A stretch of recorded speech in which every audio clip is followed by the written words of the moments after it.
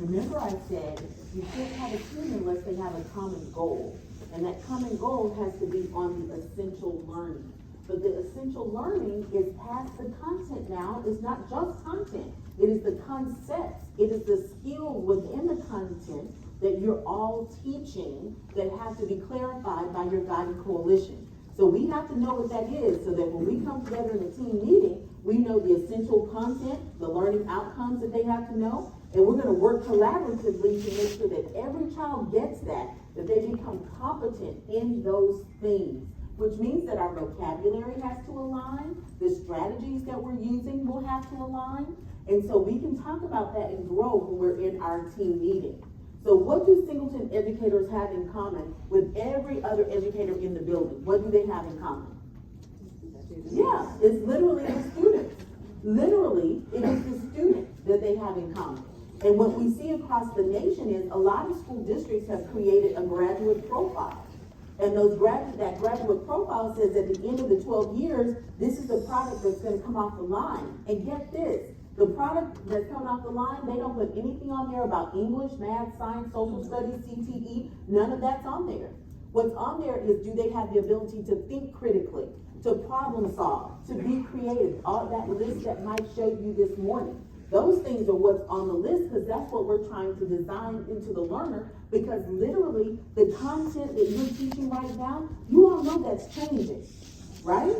So by the time they get to high school or in a high school or college, oftentimes that's changed. But the way they think about that and how they interact with each other and communicate, those are the skills that they must have in order to function in whatever world they're going into. So let me stop for a second and be really clear. First step, principals, are my teams configured appropriately according to our data so that they can learn together?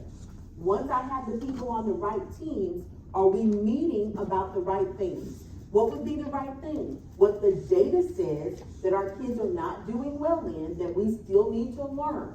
And I'm going to have to push past percentage passing and get down to the actual concepts, skills that kids need to know so that can be communicated across my building.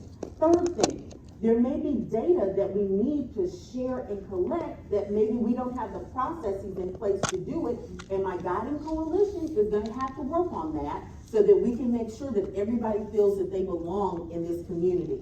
Now, what I'd like for you to do now, your fourth step, is to think about it. Start thinking about it when you go back. You can't work on everything. You cannot work on everything. If everything is a priority, nothing is a priority. So what is it right now that you think about in your building? Academic skills only. Just work on the left side. What in your building? I'm only going to give you 60 seconds. You can talk it over with your shoulder partner. But what is it that every child in your building, you already know it. You don't even have to look at the data. You know it. It happens every year. What do they need to learn? You know it. What is it academically they need to know? 60 seconds. Just jot it down. What is that?